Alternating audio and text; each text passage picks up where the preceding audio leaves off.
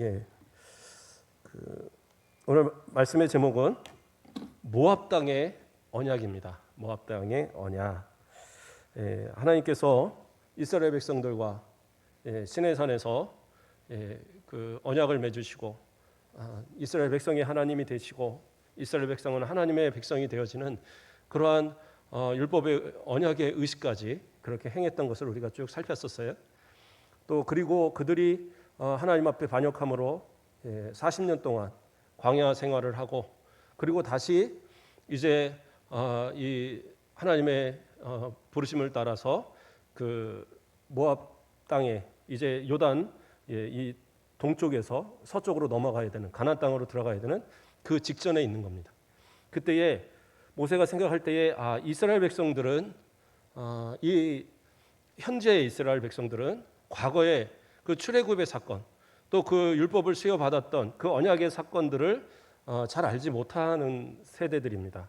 그렇기 때문에 그들에게 가르쳐야 될 이유가 있었어요. 왜냐하면 이들이 하나님의 언약을 기억하지 못하면 저 가나안에 들어갔을 때에 아무리 그 땅을 주어도 그들이 그 가운데 복을 받고 살아갈 수 있는 그러한 모습들이 못 되기 때문에 그래서 과거에 있었던 그런 출애굽 여정과 그리고 하나님께서 주셨던 그 율법을 요약을 하고 그 계명과 규례들을 요약을 해서 이스라엘 백성들한테 알게 하는 그리고 그 어떤 의식들을 다 알려주고 또 가나안 땅에 들어가서 어떠한 것을 해야 될지 그렇죠? 에발산과 그리심산에서 축복과 저주를 그 또 행하도록 그러한 모든 의식들을 다 설명했던 겁니다. 그리고 그 28장에서도 지난주에 우리가 살폈지만 축복과 또 저주에 대한 이야기들을 쭉 그 내용들을 설명을 했었고요. 29장에 넘어오면서 29장 1절에서 호렙에서 이스라엘 자손과 세우신 언약 외에 여호와께서 모세에게 명령하여 모압 땅에서 그들과 세우신 언약의 말씀은 이러하니라 이렇게 이야기하죠. 그러면서 이 모압 땅에서 마지막으로 언약을 세우시는 거예요. 근데 그 언약을 뭐라고 얘기하느냐? 이스라엘 자손과 세우신 언약 외에 그러니까 자칫 오해하면 새로운 언약을 그러니까 과거에 40년 전에 맺었던 언약과는 그건 폐기되고 새로운 언약을 이 모압 땅에서 가졌나 보다 이렇게 오해할 수 있어요. 근데 그런 의미가 아닙니다. 여기서 얘기하는 모압 땅의 언약은 과거에 그 40년 전에 그 호렙산에서 그 시내 광야에서 그 시내산에서 올라가서 모세가 계명을 받아오고 하나님의 말씀을 듣고 선포하면서 그리고 그 언약의 의식을 행했던 그때의 언약 그 언약이 갱신되고 있는 거예요. 다시 한번 그 언약을 이 지금 새 이스라엘 그러니까 과거를 잘 알지 못하는 그 이스라엘 현재의 이스라엘 백성들과 다시 갱신하는 그러한 과정을 갖고 있는 겁니다. 그래서 모압에서의 언약이다라고 이렇게 표현을 하고 있는 거예요. 그러니까 어떤 분들은 이것이 그런 어떤 과거의 언약이 아닌 앞에서 설명하는 그 신명기 28장에 대한 내용이라든가 또 그 앞서에서 내오는 여러 가지 요약된 그러한 계명들, 그러한 규례들, 그러한 것들을 의미하는 게 아닌가 이렇게 말씀하는 분들도 있는데 그러나 이 언약이라는 개념은 언약은 사실은 이 연관성과 그 연결되어지는 그 과정들이 대단히 중요합니다. 그러니까 하나님께서 한번 맺으신 언약을 그걸 폐기시키고 그러고 이렇게 하진 않아요. 모든 언약은 연관성을 가져요. 창세기에서 하나님께서 그 뱀에게 이야기하실 때에 그 여자의 후손이 그 머리를 상하게 한다는 이런 그 언약, 그 은혜 언약에 대한 그러한 부분들이 결국에서는 예수 그리스도까지 연결이 되거든요. 그 모든 과정 속에 있는 언약들이 다 연결이 되고 있는 거예요.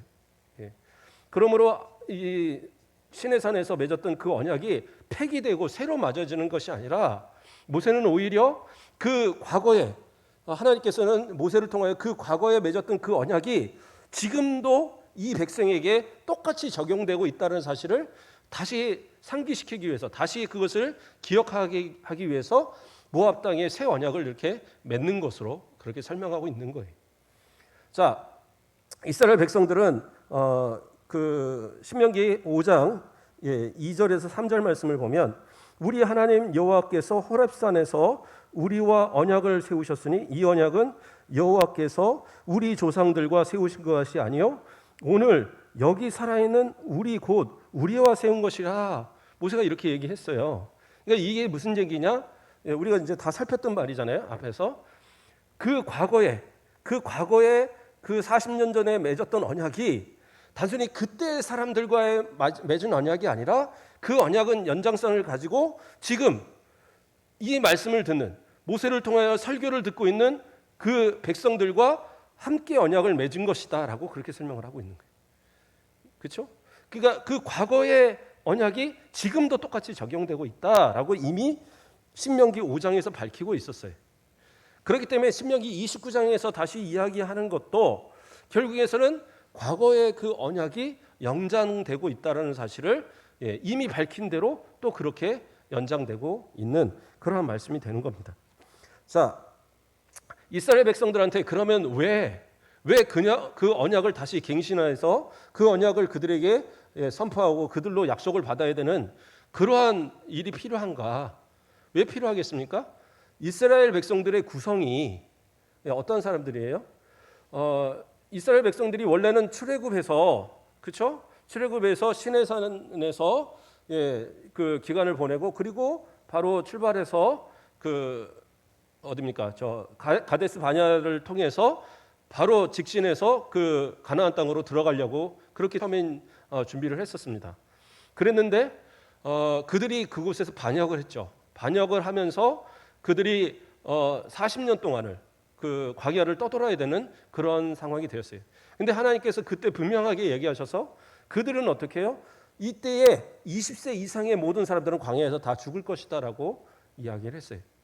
그리고 그러면 어떤 사람들이 이제 가나안을 들어갈 수 있느냐? 그 40년 동안 그 먼저 불신했던 하나님 앞에 반역했던 모세를 대적했던 그 모든 사람들을 다 제거시키고 그리고 그때의 20세 이하의 그렇죠? 그 반역에 참여하지 않았던 20세 이하의 사람들과 그리고 광야에서 태어난 새로운 사람들 그 사람들로 그 구성원들을 만든 거예요. 그래서 이 40년이 지난 뒤에 그 인원수가 사실은 출발했을 때에 그 출애굽했을 때 처음 출발했던 인원과 큰 차이가 별로 없어요. 그러니까 그 죽은 만큼 어떻게 해요? 광야에서 다 태어나게 하셨던 거거든요. 하나님이 보호하셔서 그러한 은혜로 그 백성들을 다시 채우시고 그리고 그들에게 하나님의 말씀이 그 언약과 그 규례가 정확하게 전달이 안 되면 이들이 분명히 들어가서 하나님 앞에 범죄했을 때에 그 재앙을 그 저주를 받게 될 것이 분명하기 때문에 모세는 어떻게 해요? 그 율법과 또 그 언약을 그대로 잘 이렇게 전달해서 이들이 그것을 지킬 수 있도록 그 마지막 그 하나님과의 맹세가 있도록 29장에서 그것을 확인하고 또 설명하고 그런 내용들로 되어 있는 거예요. 자, 그래서 이제 모세가 이제 이스라엘 백성들을 2절에서 보면 자, 29장 2절에서 보면 뭐라고 나옵니까? 모세가 온 이스라엘을 소집하고 그들에게 이르되 여호와께서 애굽 땅에서 너희의 목전에서 바로와 그의 모든 신하와 그의 온 땅에 행하신 모든 일을 너희가 보았나니 이렇게 이야기하고 있어요. 그러니까 지금부터 이제 모세가 이야기할 때 2절부터 9절까지는 분명히 지금 언약에 대한 이야기를 한다고 하면서 2절에서 9절까지는 출애굽 여정에 대한 이야기들을 그들에게 이야기하는 거예요. 출애굽 동안에 어떠한 일이 있었는가라는 것을 설명하는데 자, 여기서 그 설명을 할 때 뭐라고 얘기합니까? 2절에서 모세가 온 이스라엘을 소집하고 온 이스라엘을 소집했다는 것은 모든 사람들이 다 지금 나왔다는 거예요. 모든 사람들이 다 나왔는데 자, 그 인원에 큰 변동이 없었다고 그랬어요. 장정만 60만이 넘는 그 엄청난 인원들이 모였을 때에 그러면 어떻게 전달을 했을 거냐? 우리가 아까 읽었던 10절 같은 데 보면 뭐라고 나와요? 오늘 너희 곧 너희 수령과 너희 지파의 너희 장로들과 이러면서 그 지도자들이 이렇게 쭉 나온 것을 설명을 하고 있어요. 그래서 모세는 장로들을 불러서 그 장로들에게 말하고 그리고 그 장로들이 백성들의 자기 각각 지파에 가서 말을 하고 또 그 안에 있는 지도자들이 이어서 말을 하고 그런 형태로 모든 백성들이 다 듣도록 그렇게 선포했던 거예요. 자, 어쨌든 그래서 온 이스라엘이 다 왔는데 그들에게 이야기할 때 뭐라고 얘기해요? 여호와께서 애굽 땅에서 너희 목전에서 그저 목전에 바로와 그의 모든 신하와 그의 온 땅에 행하신 모든 일을 누가 보았어요? 너희가 보았나니. 자, 지금 새로운 다시 그 언약의 갱신을 하면서 이 백성들을 향하여 뭐라고 그래요? 너희가 과거에 그 사실들을 봤지 않느냐? 출애굽했을 때에 그 출애굽하면서 그곳에 내렸던 재앙들, 이적들, 기적들 이런 거 다 너희 눈으로 보지 않았느냐? 지금 그 얘기를 던지는데, 자, 그러면 좀 어색하죠, 이야기가. 왜냐하면 이 사람들은 못 본 사람들이잖아요. 한 30%나 봤을까요? 20살 이하니까. 그 가운데 한 10살 정도 이상 이하의 사람들은 기억도 못해요. 뭐가 어떤지도 모릅니다. 그래도 한 10살은 기억한다 쳐도 한 4, 5살 밑에 어린 아이들 같으면 기억하겠습니까? 못합니다. 그러니까 실제로 기억하는 인원들이 상당히 적은 거예요. 그런데 불구하고 그 모든 사람들을 향해서 너희가 보았다라고 얘기하고 있어요. 그 의미는 두 가지 의미로 해석할 수 있습니다. 첫째는 아까 뭐라고 그랬어요? 이 말씀을 전달할 때에 그 모든 사람들한테 한꺼번에 말한 게 아니에요. 마이크도 없고 뭐 어떻게 전달할 방법이 없잖아요. 무슨 그 하나님의 능력으로 말 한 번 하면 저 끝에 100m 밖에 있는 사람이 알아듣고 그럴 수는 없잖아요. 그렇기 때문에 그 백성의 수령들, 장로들 이러한 사람들이 먼저 와서 들었단 말이에요. 그러면 그들은 어떤 사람들이에요? 그 당시에 가장 나이가 많은 사람들이에요. 많아봤자 몇 살이겠어요? 40세에서 60세 사이예요. 그 이상의 사람들은 다 죽었으니까. 누구만 남았어요? 갈렙과 그 여호수아를 제외하고 그 다음에 지금 모세 이 세 사람을 제외하고는 다 죽은 거예요. 그러니까 최고 나이 많은 사람들이 한 60세 정도의 사람들이라는 거예요. 그 사람들이 나왔을 때에 이 사람들은 뭐예요? 기억하는 거예요. 과거의 일들을. 그러니까 너희가 기억했다라고 말할 수 있어요. 그렇게 첫째는 이해할 수 있고, 다른 측면에서 생각하면 이스라엘은 앞서서 얘기한 것처럼 공동체입니다. 그러니까 지금 이스라엘만 공동체가 아니라 과거나 현재나 앞으로 있을 모든 미래에 있는 그 이스라엘 전체가 다 같은 공동체라는 거예요. 그래서 하나님께서 이스라엘에게 베푸신, 이스라엘 민족들한테 베푸신 그 은혜나 기적이나 기사나 그 모든 것의 증인들이 누구냐? 바로 이 이스라엘, 이 공동체라는 거죠. 그래서 이 공동체의 개념 속에서 이미 과거에 맺었던 그 언약, 그리고 과거의 그 모든 기억들을 그대로 공유하고 있는 그러한 백성들이다라고 그렇게 이해하고 있는 거예요. 자, 그래서 어쨌든 이런 말씀을 통해서도 이스라엘 백성들에게 현재 말씀하는 이 언약의 내용들이 전혀 옛날 이야기가 아니라, 전혀 관계없는 이야기가 아니라 과거의 그 이야기가 지금도 현재도 적용되고 있는 말씀으로 우리가 볼 수 있는 그러한 말씀이다라는 거예요. 자, 그래서 모세는 그러한 말씀을 하는데, 자, 그 3절 말씀을 보면 3절과 4절 말씀을 제가 봉독해 드리겠습니다. 곧 그 큰 시험과 이적과 큰 기사를 내 눈으로 보았느니라. 그러나 깨닫는 마음과 보는 눈과 듣는 귀는 오늘 여호와께서 너희에게 주지 아니하셨느니라. 이렇게 하고 있어요. 이 말씀이 약간 난해합니다. 해석하기가 좀 난해함이 있어요. 자, 얼핏 보면 기사도 보고 그런 기적도 보고 뭐 어떤 이적들을 다 봤어요. 봤는데 어떻게 해요? 하나님이 허락하지 않으셔서 깨닫는 마음도 없고 보는 눈도 없고 듣는 귀도 없고, 그래서 전혀 이것을 통해서 깨닫는, 하나님 앞에 어떤 것을 깨닫는 그러한 마음이 없다. 그러면 누구 책임이 돼요? 하나님 책임이 돼버리잖아요. 근데 모세는 그 얘기를 하는 게 아니에요.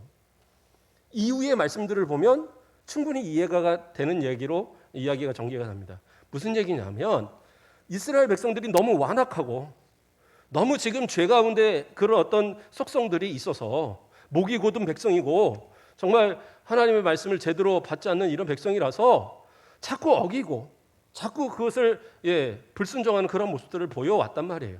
광야 40년 동안 그래요. 그들을 다 죽이겠다 하셨지만 그러나 그냥 죽이셨습니까? 항상 문제가 있었어요. 또 뭐 이렇게 우상을 섬긴다든가 또 반역을 한다든가 이런 여러 가지 일들로 인해서 계속 죽어나간 거예요. 단순히 그냥 죽이신 게 아니에요. 어떻게 보면 40년 동안 기회를 줬음에도 불구하고 기회를 받았던 그들이 다 하나같이 하나님 앞에 반역하면서 그들이 다 죽어갔단 말이에요. 그렇기 때문에 그 책임이 누구예요? 하나님께 있는 것이 아니라 이 백성에게 있던 거예요. 죽어간 그들에게 있었단 말이에요. 예, 그렇죠? 어떤 변명을 하려면 변명을 할 수 있겠죠. 아이고 하나님께서 마음에 완전히 내가 흔들리지 않도록 마음을 확고하게 주셨어야지 현찮게 주셨으니까 내가 흔들리는 거 아닙니까? 내가 유혹받은 거 아닙니까? 예, 그건 말이 안 되는 거죠. 예, 하나님께서 모든 걸 다 보여주셨잖아요. 기적도 보여주셨고 이적도 보여주셨고 모든 것을 부인할 수 없는 모든 환경을 보여주셨음에도 불구하고 어떻게 해요? 반역한 건 이스라엘 백성들이에요. 그러니까 이것은 뭐라고 부인할 수 있는 방법이 없는 겁니다. 저와 여러분도 마찬가지입니다. 이제까지 하나님께서 우리에게 베푸신 은혜가 얼마나 큰데, 보여주신 은혜가 얼마나 큰데, 우리가 먹고 마시고 살아가는 모든 동안에 하나님께서 은혜가 아니었다면 우리가 어떻게 살 수 있어요? 그렇지 않겠어요? 네. 하나님께서 주신 은혜로 이제까지 살아와서 그 모든 걸 내 눈으로 목도하고 봤으면 부인해서는 안 되잖아요. 어떻게 하나님 부인합니까? 어떻게? 그렇지 않겠어요? 옛날에 그 폴리캅이란 서머나 교회 그 감독으로 있던 폴리캅이 죽을 때 그렇게 했대잖아요. 그 화형당할 때. 예. 그 감독관이 그 화형시키는 사람이 이 폴리캅이 워낙 나이가 많고 또 존경받는 사람이니까 살려주려고 한 번만 예수님 부인하라고 한 번만 부인하지 그러면 살려주겠다. 그러면 거짓으로라도 부인할 수 있을 것 같아요. 예, 살고 싶으면. 아, 내가 미쳤나 봐요. 내가 왜 그랬을까? 아이고, 나 이제 예수님 몰라요. 이제 나이가 많아서 내가 헛게 보이나 봐. 뭐 이러면서 말할 수도 있을 텐데 이 사람은 뭐라고 얘기하느냐? 예수님 단 한 번도 나를 모른다 한 적이 없는데 내가 어떻게 예수님 부인합니까? 그리고 그 화형을 당해서 죽었어요. 그런데 그러한 모습들이 우리의 믿음이 되어야 된단 말이에요. 보여주신 게 너무 많은데 지금 내가 살아있는 이것이 증거인데 그렇지 않겠어요? 지금 내가 이 자리에 있는 이 자체가 증거인데 목사님 증거 말고 우리 권사님들, 우리 집사님들, 우리 장로님들 스스로를 보세요. 내가 지금 이 순간 이 자리에 있는 것 이것도 하나님의 은혜고 기적 아니에요? 예, 죽을 뻔한 여러 번간의 어떤 그런 때도 다 살려주셨고 예, 다 그냥 밑바닥까지 떨어졌던 그 인생을 다시 일으켜 주셨고 기도하는 가운데 우리의 자녀들 우리 다 크게 잘 이제까지 키워주셨고 그렇죠? 지금까지 하나님 도와주신 은혜가 하나하나 세보면 너무 많은데 그런데 나도 모르게 불평하고 불만하는 그런 모습들이 왜 나와요? 예, 뭐 그렇다고 해서 내가 혹시 좀 불평했다고 지옥 간다 이 얘기가 아니라 깨닫지 못하니까 그러는 거예요. 이게 하나님의 은혜라는 걸 깨닫지 못하니까 주신 은혜가 너무 크다는 걸 깨닫지 못하니까 이스라엘 백성들이 그렇다라는 거예요. 모세는 그 얘기를 하는 겁니다. 하나님이 주시지 않았다라고 표현하는 역설적으로 얘기하는 거예요. 하나님 앞에 핑계댈 수 없는 자 이렇게까지 보여주셨는데도 깨닫는 마음을 안 주셔서 눈을 바라보는 눈을 안 주셔서 듣는 귀를 안 주셔서 그래서 못 깨닫느냐? 그래서 진짜 모르는 거야? 이렇게 물어보고 있는 거예요. 하나님이 안 주신 것이 아니라 이미 다 보여주셨음에도 불구하고 내가 귀를 막고 눈을 가리고 내 마음을 강팍하게 해서 하나님의 뜻을 내 가운데 바로 새기지 않으니까 이런 불순종의 모습들이 나왔더라 이야기하고 있는 거예요. 그러면 하나님께서는 어떠한 증거를 보여주셨어요? 5절부터 이야기할 때 이야기합니다. 5절과 6절에서는 뭐예요? 주께서 40년 동안 너희를 광야에서 인도하셨거니와 너희 몸에 옷이 낡아지지 아니하였고 너희 발에 신이 헤어지지 아니하였고 너희에게 떡도 먹지 못하며 포도주나 독주를 마시지 못하게 하였음은 주는 너희의 하나님 여호와이신 줄을 알게 하려 하심이라. 이게 무슨 얘기냐? 자, 광야 생활을 하는 동안에 이게 놀라운 기적의 역사입니다. 이걸 뭐 우리 눈으로 본 건 아니니까. 그러나 모세가 이스라엘 백성들한테 확실하게 얘기하는 게 뭐냐? 너희 신발이 낡지 않았지 않느냐? 옷도 낡지 않지 않았느냐? 40년을 입었는데 안 낡는 게 말이 되느냐? 이 얘기하고 있는 거예요. 근데 하나님이 도와주시니까 그 옷도 그 신발도 보존될 정도로 하나님이 도와주셨다라는 거예요. 근데 도저히 상상이 안 가죠. 근데 이게 실제로 일어난 거예요. 근데 이 실제가 모든 사람한테 일어나니까 이걸 기적으로 여기질 않는 거예요. 그렇잖아요? 예. 이 옷이 내가 입었는데 10년을 입어도 20년을 입어도 정말 이 옷이 튼튼해서 안 망가져요. 야, 그러면 이 옷 진짜 잘 만들었네. 이 옷 참 좋네. 이럴 텐데 옆집 사람도 20년 입고 옆집 사람도 20년을 입어요. 그럼 어떻게 해요? 원래 그렇게 되는구나 다 그렇게 생각을 한단 말이에요. 그렇지 않겠어요? 예. 뭐 참고로 저희 아이들은 이 옷들을 이제 험하게 입으니까 옷들이 자꾸 망가지잖아요. 그러니까 지네들은 옷을 버리고 새 옷을 자꾸 사요. 근데 저희 아내는 뭐 그 처녀 때 그 몸매가 지금도 거의 비슷해서 옛날에 옷들을 안 버리고 계속 이렇게 쌓아 놓는 거예요. 그러니까 어느 날이가 저희 큰애가 뭐라 그러냐면 엄마 옷 또 사면 저 옷들 내가 갖다 버린다 그러더라고요. 어렸을 때 얘기해요. 어렸을 때. 그래서 지 딴에 엄마 옷은 이만큼 있는데 지 옷은 조금 있다 생각을 한 거예요. 근데 보니까 뭐 20년 뭐 막 이상 입는 옷들인데, 예. 그런데 이제 아까우니까 그런 거예요. 그래서 어느 날은 진짜 마음 먹고 버리라고 그래서 이제 쭉 갖다 버린 적도 있는데, 어쨌든 그러한 어떤 것이 주변에가 다 똑같이 그렇다고 하면 기적이 아닌 거죠. 그러니까 이스라엘 백성들이 볼 때는 그냥 당연한 거였어요. 옷이 왜 헤어져? 신발이 왜 달어? 에이, 그런 일은 없어. 다른 나라 사람들이 볼 때는 이건 기적인데, 이게 무슨 얘기인지 이해가 가시죠? 그러니까 너무 당연한 이적이고 기적이니까 깨닫지 못했던 거예요. 그리고 또 뭐예요? 만나를 먹었어요. 그래서 그들은 농사할 이유가 없었어요. 아침에 나가면 만나를 그냥 이렇게 걷어오는데 이거는 엄청난 기적이잖아요. 고기 먹고 싶으면 메추라기가 날라오고. 근데 뭐예요? 이게 40년이 되니까 당연한 일이 돼버린 거예요. 아니, 아침에 나가면 뭐 당연히 그 만나 나오는 거지. 뭐, 아유, 만나가 뭐가 특별하다고 뭐 그런 거지. 그렇지 않겠어요? 우린 너무나 당연한 건데 다른 사람들은 아닐 수 있는 거예요. 그리고 여기다 포도주에 대한 이야기가 나오잖아요. 포도주나 독주를 마시지 못하게 하였음. 이게 무슨 얘기냐면 술을 먹고 마시는에 대한 이야기가 아니에요. 이 당시에 포도주나 어떤 술, 저알코올의 술들은 음료수를 대신했어요. 왜냐하면 물이 귀한 때고 광야의 더운 지역이기 때문에. 그런데 어떻게 해요? 물이 없을 때 하나님 어떻게 했어요? 광야에서 그 샘을 열어주시고 바위에서 물을 내시고 그래서 충분하게 마실 수 있도록 하셨단 말이에요. 그러니까 이것이 그들한테는 당연한 얘기였어요. 물 없으면 하나님 기도하면 하나님 모세가 가서 땅 때리면은 물이 나오니까 뭐 그렇게 특별한 일이겠냐 말이에요. 그렇지 않겠어요? 예전에 어떤 아는 분이 이제 외국에서 이제 들어왔어요. 외국 분이신데 이제 국제 결혼을 해서 이제 한국에 들어오셨었는데 우리나라는 이제 배 제일 좋은 거 이만한 거 해도 그때가 뭐 한 30년 전 얘기니까 요만한 거 하면 한 몇천 원 했을 때예요. 한 3천 원. 근데 이게 그 외국에 우리나라 거가 수입해서 나가면 한 3만 원 한대요. 3만 원. 요만한 거. 그 신고배 뭐 아주 맛있는 거 있잖아요. 그런 거. 근데 우리는 뭐 그냥 한 3천 원 좀 사니까 가서 몇 개를 배 좋아한다니까 배를 계속 사다 준 거예요. 며칠을. 그러니까 이분이 그걸 신기하게 본 거예요.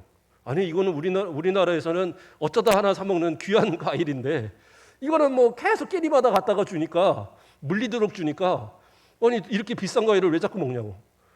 근데 우리는 그거 뭐 그냥 배밭에 있고 가서 사면은 좀 싸게 사고 뭐 그런 거 아니겠어요? 여기 같으면 여기 어딥니까 여기 광양 이쪽이나 저 굴에 가면은 복숭아밭 가면은 예, 뭐 되게 많이씩 주잖아요. 예.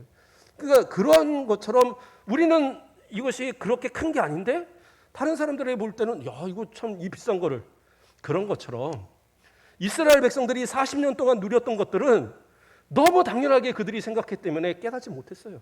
그러나 하나님 어떻게 해요? 분명하게 증거로 보여주셨어요. 이것이 얼마나 기적적인 일인가를 지금 이야기하는 겁니다. 그래서 가나안에 아직 들어가지 않았기 때문에 아직까지 만나도 내리고 아직까지 그 옷도 헤어지지 않고 하는 이런 기적이 지금도 일어나고 있는 거예요. 그러니까 모세가 그것을 이야기하면서 자 이게 이적의 증거인데 하나님이 안 보여주셨다. 하나님이 내게 뭐 깨닫게 안 하셨다. 이렇게 말할 수 있냐? 증거를 보이는 거예요. 또 하나의 증거를 얘기합니다. 그 다음 증거는 뭐냐?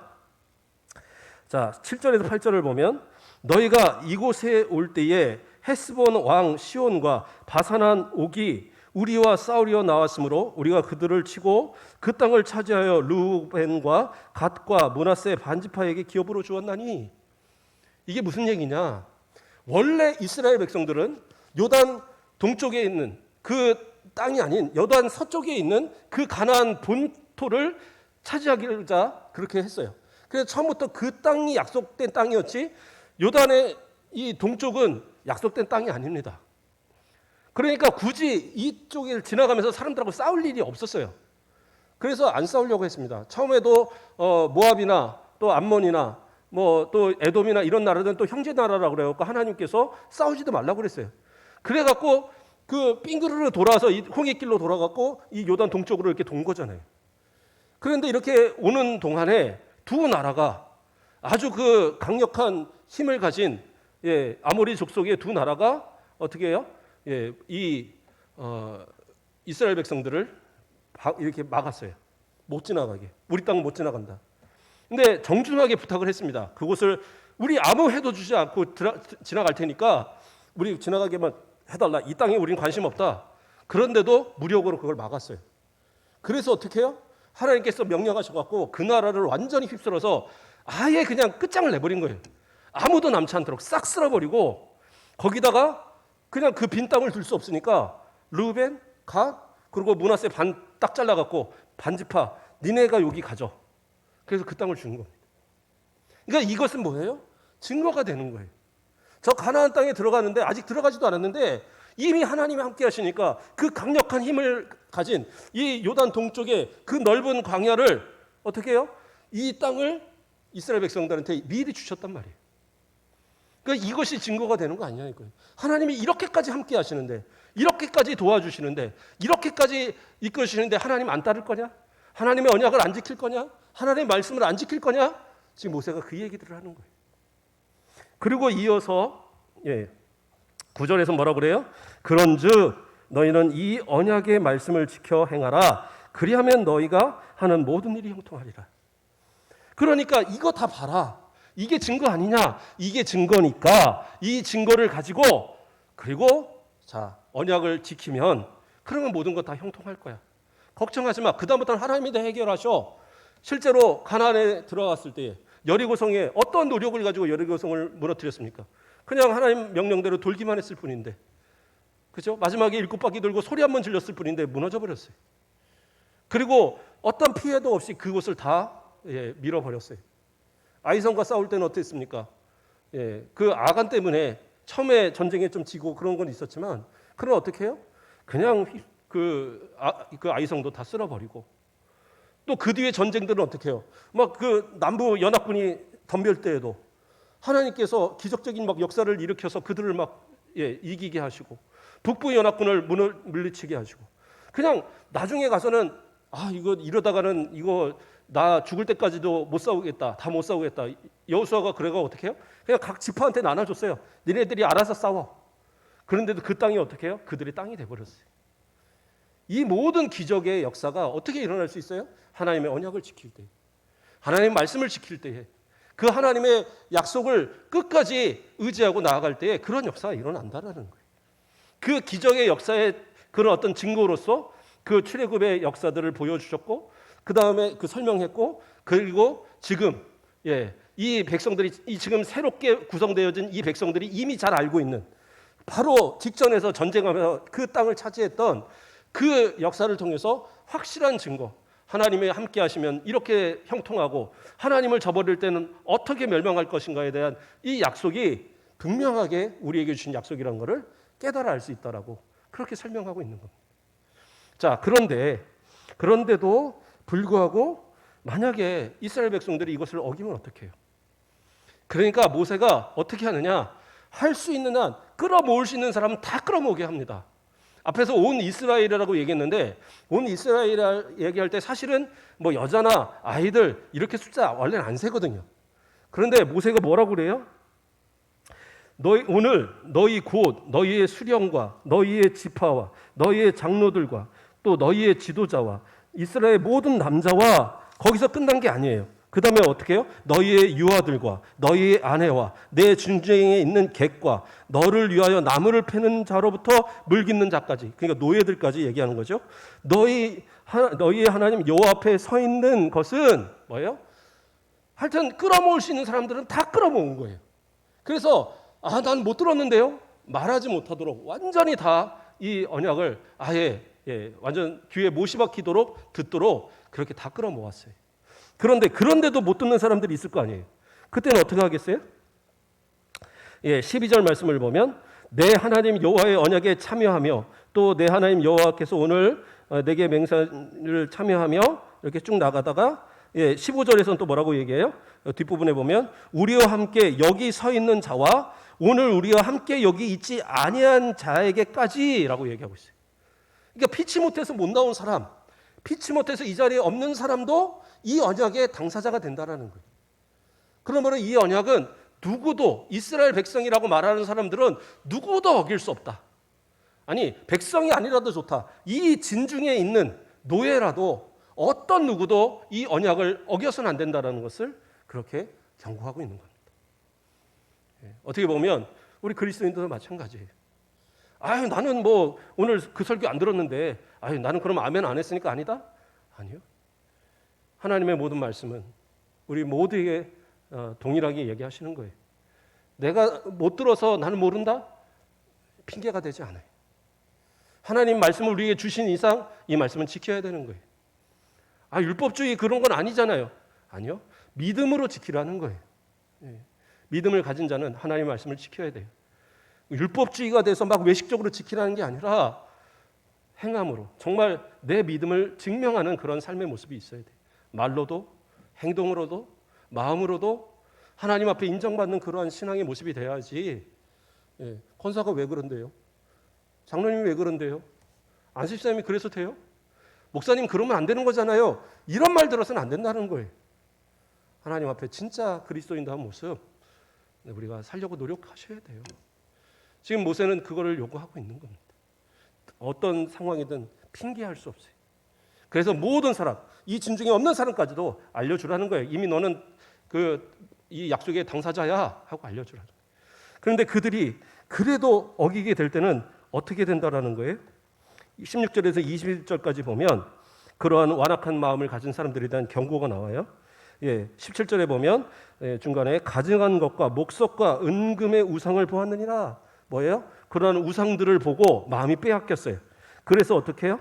18절을 보면 너희 중에 남자나 여자나 가족이나 지파나 오늘 그 마음이 우리 하나님 여호와를 떠나서 그 모든 민족들의 신에게 가서 섬길까 염려하여 뭐라고 해요? 섬길까 염려하여. 이것은 언약을 어기는 거잖아요. 하나님의 언약을 어기는 일이 나타나면 그들은 어떠한 사람들이에요? 독초와 쑥의 뿌리가 너희 중에 생겨서, 그러니까 이러한 사람들은 독초와 그런 쑥의 뿌리 같다라는 거예요. 쑥 아시잖아요. 쑥. 봄 되면 열심히 그거 뜯어다가 뭐 전부 쳐먹고 나물에 먹고 국 끓여 먹고 다 좋은데 이거 쑥이라는 거, 이건 진짜 쑥은 쑥이에요. 말 그대로 쑥대밭 쑥쑥 자라서 쑥인지 어떻게 없앨래도 안 없어져요. 이거는 뭐 뽑아도 뿌리가 또 나고, 그렇죠? 약을 뿌려도 좀 지나면 다른 건 다 죽는데 쑥은 또 나고. 그래서 쑥대밭이라고 우리 얘기를 하나 봐요. 쑥이란 게 그렇게 강하잖아요. 그러니까 초장에 잡아야 되는 거예요. 초장에. 쑥이 요만큼 모여 있다. 아이고 쑥 좋네. 이거 다음에 키워서 이렇게 뭐 먹어야지. 그럴 게 아니라 초장에 다 아예 뿌리까지 뽑아 버려야지. 번지고 나면 그 다음에는 이거 없애려면 곤욕이 되는 거죠. 지금 그 얘기하는 겁니다. 너희 가운데 그렇게 우상을 섬기고 이방의 습관에 빠져서 하나님의 언약을 어기는 사람들, 그런 쑥과 같은 사람들, 그런 어떤 쑥의 뿌리 같고 그런 독초와 같은 사람들 가만히 두지 말라는 거예요. 가만히 두면 어떻게 해요? 그런 것이 다른 사람들을 오염시키는 거예요. 이단들이 그렇잖아요. 특별히 신천지 몰래 각각 교회들에도 보내놓고 교회를 오염시키는 거예요. 그 목사님 설교 뭐 별거 아니네. 목사님 보니까 맨날 돈만 좋아하고 별것도 아닌데?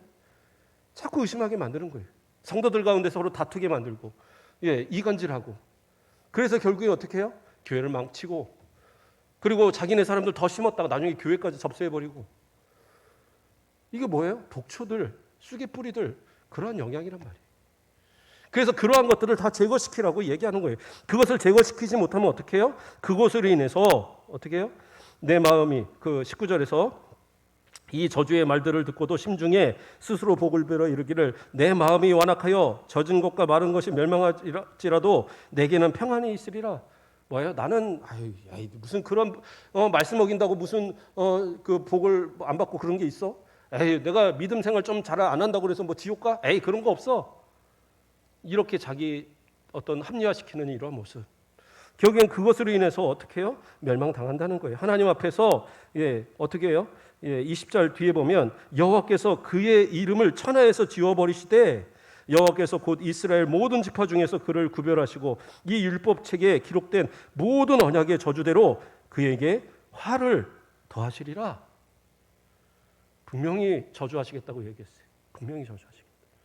자, 그리고 22절에서 29절까지 이 마지막에 나오는 내용에서는 무슨 얘기를 하느냐? 저주받은 그 사람들. 그래요. 그냥 그 조금 저주받은 사람으로 끝난 게 아니라 이스라엘 전체가 다 저주를 받아서 모두가 다 죄악을 범해서 완전히 하나님을 떠나서 그러면 그때는 어떻게 될 거냐? 하나님께서 저주를 내리시는데 사람들이 볼 때 깜짝 놀랄 정도로. 그래서 뭐라고 나오느냐? 자, 22절을 보면 너희 자손과 멀리서 오는 객이 그 땅의 재앙과 여호와께서 그 땅에 유행시키는 질병을 보며 그 온 땅이 유황이 되며 소금이 되며 또 불에 타서 심지도 못하며 결실함도 없으며 거기에는 아무 풀도 나지 아니함이 옛적에 여호와께서 진노와 격분으로 멸하신 소돔과 고모라와 아드마와 스보임의 무너짐과 같음을 보고 물을 것이요. 뭐예요? 완전히 그냥 뭐라고 황폐해져서 소금을 막 이 소금기 그 사해 바다 뭐 그런 데처럼 아무것도 심어도 풀 하나 나지 않는 그러한 완전한 그러한 황폐한 땅, 그런 땅을 만들어버리고 뭐예요? 또 재앙이 내리는데 유행병들이 막 돌아서 어떤 방법으로도 고치지 못하는, 그래서 막 사람들이 막 죽어나가는 그러한 유행병들. 그래서 더 이상 사람이 살 수 없는 그런 땅이 돼버렸다라는 거예요. 그것을 사람들이 보고 깜짝 놀라서 뭐라고 나와요? 24절에 보면 여호와께서 어찌하여 이 땅에 이같이 행하셨느냐? 이같이 크고 맹렬하게 노하심은 무슨 뜻이냐? 놀랬다는 거죠. 아니, 하나님 믿는데 저렇게, 예수님 믿는데 저런 벌을 받아? 아니, 저렇게 어떻게 그렇게 안 돼도 저렇게 안 될 수 있지? 그럴 수도 있다라는 거예요. 그 믿음이 진짜가 아니에요. 오히려 쓴뿌리가 되고 오히려 독초가 되고 오히려 쑥의 뿌리가 돼서 그런 어떤 이단의 역할들을 하는 그러한 사람들 돼버리면 그 인생 멸망하는 거예요. 잘 됐는데요, 그 영혼 망할 거 아니에요. 지옥 갈 거 아니에요. 그렇다고 우리 뭐 성도들이 그렇다는 얘기가 아니라 그렇기 때문에 어떻게 해요? 구별하라는 거예요. 잘못된 신앙에 영향받지 말고 구별하라는 거예요. 오직 말씀의 깊이가 무엇인가를 깨닫고 말씀 중심으로 살아가라는 거예요. 그래서 그 주신 언약대로, 주신 규례대로, 주신 말씀대로 지키며 살라는 겁니다. 물론 이것이 구약의 율법을 지금 100% 지키라 그 얘기를 하는 게 아니에요. 믿음을 지켜야죠. 믿음으로. 하나님의 주시는 그 은혜의 믿음의 율법이라고 표현할까요? 예수 그리스도의 사랑의 계명. 정말 예수 그리스도를 통해서 믿음을 통해서 나오는 온전한 믿음의 삶의 모습들을 지키며 살아야 되죠. 그리고 말씀이 우리에게 이야기하는 진짜 지켜야 될 부분들은 또 지켜야 되고요. 뭐 구약에 나온 거니까 다 안 지켜도 돼, 그거 아니에요. 그건 도덕 폐기론자들이고 이단들이. 하나님의 말씀은 지금도 살아의 역사에서 우리 가운데 지켜야 될 정확무어한 하나님의 말씀인 겁니다. 그래서 어떻게 해요? 결국에서는 마지막으로는 뭐라고 얘기합니까? 28절 말씀을 보면 여호와께서 또 진노와 격분과 크게 통한하심으로 그들을 이 땅에서 뽑아내사 다른 나라에 내던짐이 오늘과 같다 하리라. 뭐예요? 뽑아서 내 던져버린다. 실제로 어떻게 해요? 북이스라엘 그 주전 722년에 멸망당했죠. 흔적도 남지 않고 다 사라졌어요. 그리고 또 주전 586년에 어디가 그 남유다가 멸망당하고 70년 만에 다시 돌아오긴 했지만 AD 70년에 완전히 역사상에서 사라졌었어요. 그러나 그들이 지금의 이스라엘은 참 하나님의 은혜인지 그들의 대단함입니다. 2000년이 다 돼가는 그때에 그들이 그 땅을 다시 차지했다라는 것. 그러나 그들이 우리는 생각할 때 구원받은 백성 그렇게 생각하면 안 돼요. 그들은 구원의 대상 아닙니다. 물론 그들이 구원받아야 될 복음의 대상은 되지만 하나님께서 그들을 구원하시기로 그렇게 하시는 그런 백성들은 아니에요. 지금도 그 유대교 사람들은 기독교인들 핍박해요. 그 이스라엘에 거주하는 기독교인들이 있거든요. 막 교회에다 갔다가 막 폭탄도 던지고 막 그래요. 선교사 하시는 분들을 뭐 차 같은 데다 폭탄도 막 설치하고 그런 기록 영화들이 있어요. 정말 잔인하더라고요. 그들이 구원받지 못하는 이유가 되는 겁니다.